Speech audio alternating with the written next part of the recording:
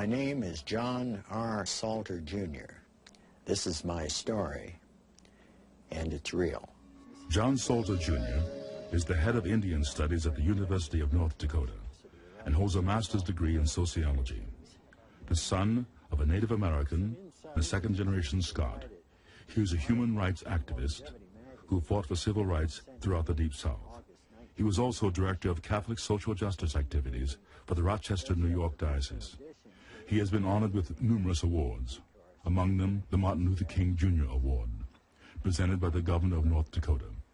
But all of his knowledge and experience could not explain what was about to happen to him this day.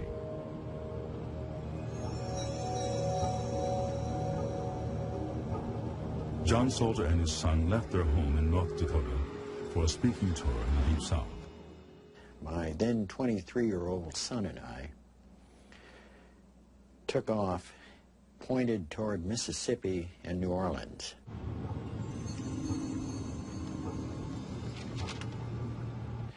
Since I've been about 13, I've traveled with my father all over the country. And one of the things we've always done is pick the straightest shot, you know, from point A to Z. However, on this trip, John Salter, for reasons he could not explain, took a route which was completely illogical. Intending to stay on Route 61, John Salter turned off the main highway onto a less traveled road, heading in the wrong direction.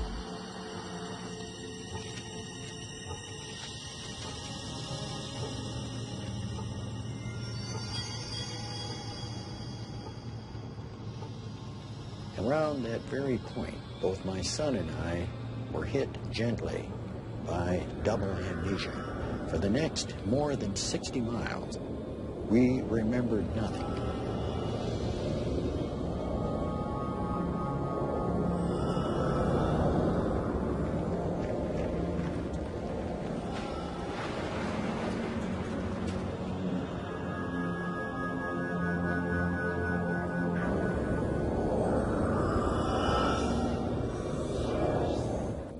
At about 10 minutes of 8, almost an hour and a half later,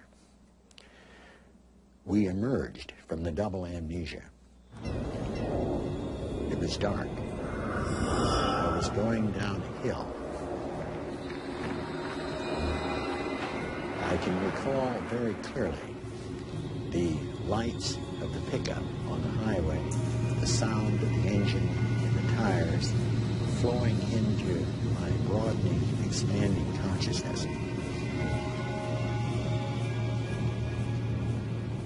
Check the map. We're turned around heading towards Madison. But that's impossible. How did we get here? I don't know. Been off course for over an hour. I can't remember anything. Neither can I.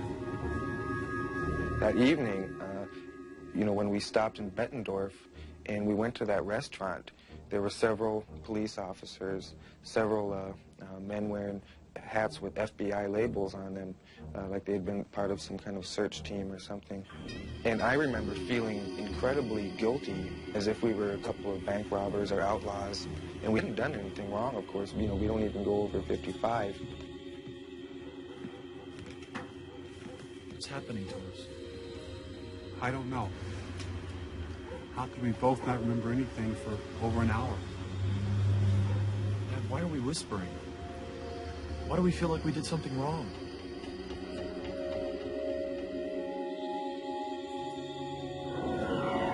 If this were the Navajo country, I'd believe this to be witchcraft.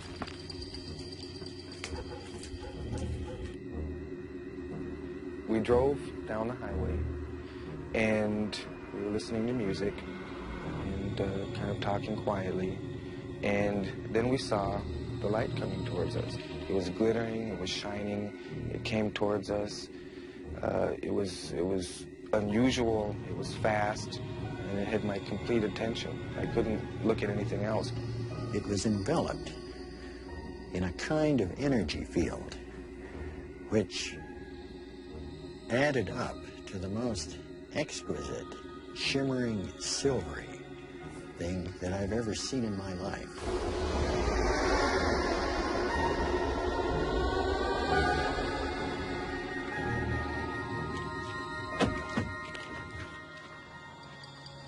Dad, that was a UFO, wasn't it? What else could it have been? Remember Betty and Barney Hill? No. Well, they were a real responsible couple. They were picked up by a UFO and didn't even know it. Do you think we were picked up? I don't know, son.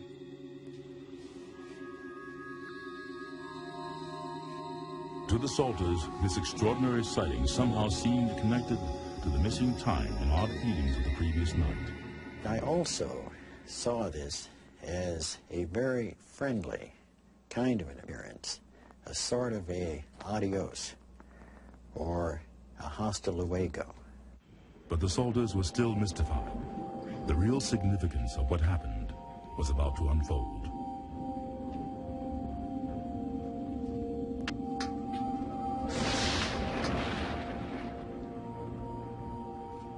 Dad, I feel like something really strange has happened to us. I feel that way, too.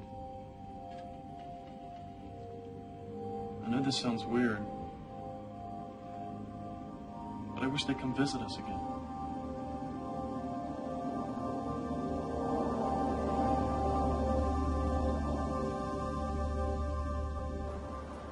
As they continued their journey, the Salters searched their memories for explanations. What really occurred during that missing time? Why did the UFO appearance feel so familiar to them? And why did they have such feelings of longing for something they could not identify? In a series of recall flashbacks, the lost time slowly came into focus.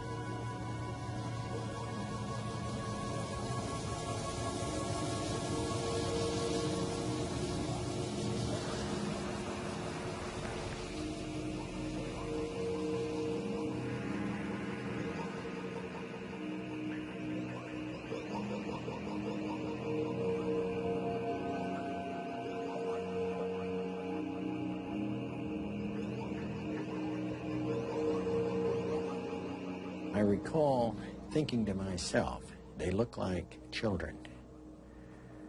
Up on the bumper, looking in. They look just like little kids.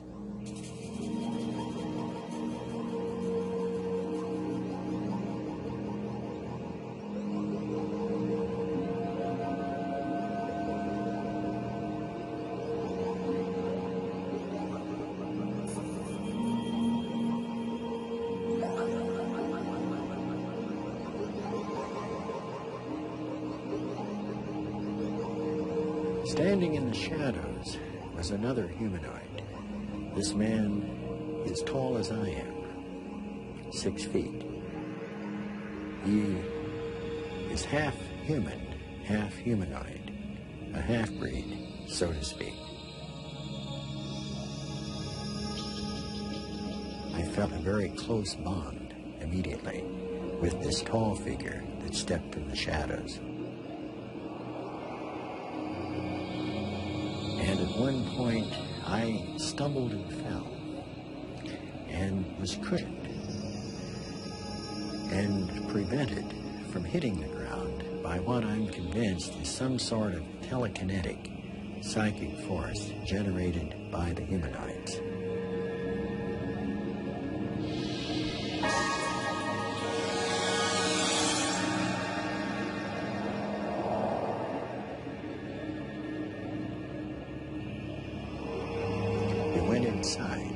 Into a small room with curved walls.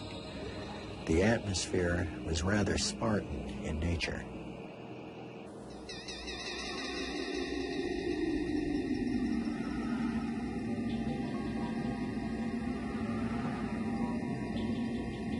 I remember the feeling of laying in a chair, and it was like being in a dentist's office because I was aware of what was happening, but I couldn't move. I couldn't move my face, I couldn't move my body. I wasn't strapped down, but I was immobilized in some way.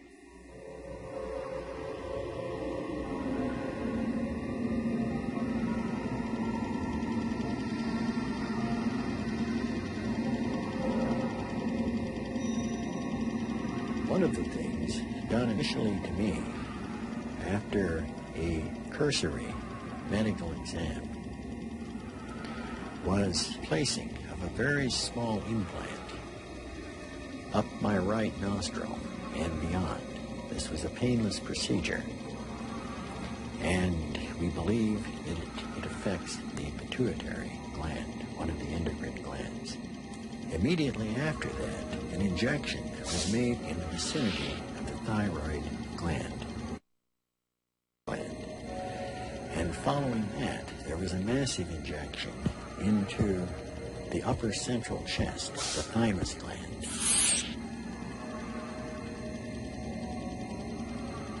There would be like a zipping sensation, almost like tiny electrical shocks. I've talked to people who've had tattoos, and they've described that as being similar.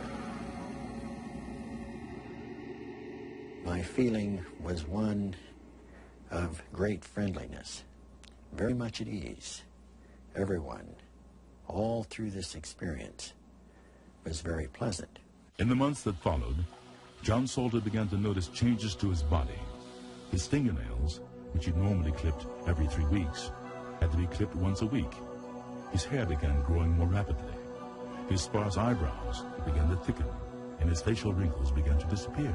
I now had developed a very strong need for protein, meat and fish.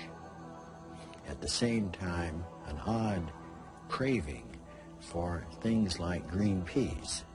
A 25-year-old scar suddenly faded. Salter had very little body hair, but now found it growing all over his body. Before the UFO encounter, Salter smoked a pound of pipe tobacco a week. I smoked like an Arizona smelter.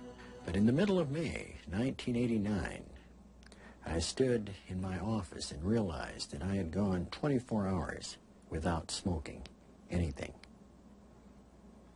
And I stopped smoking and have remained a non-smoker without suffering a single physical or psychological twinge. No twinges of any kind. I recall that we walked through the woods, downhill, back to the pickup, and I felt an extraordinary sense of sadness at the fact that we were parting. There is no way that I can adequately describe the intense sadness that I felt. And then the message came that we will all see one another again in another place, in another time.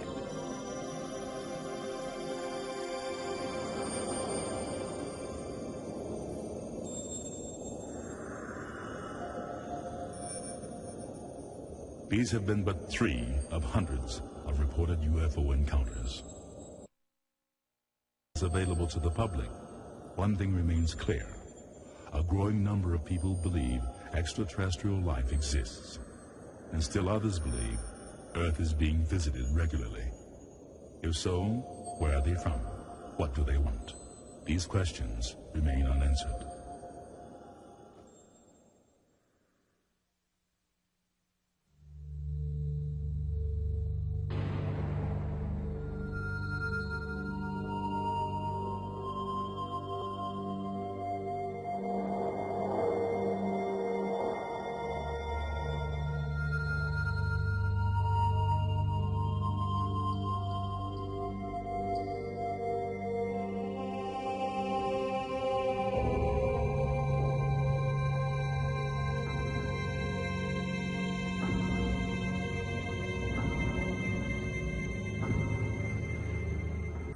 Se você curte ufologia, não deixe de se inscrever no nosso canal no YouTube. Marque a janelinha para receber uma notificação a cada novo vídeo. Não vai se arrepender. Saudações terráqueos e até a próxima.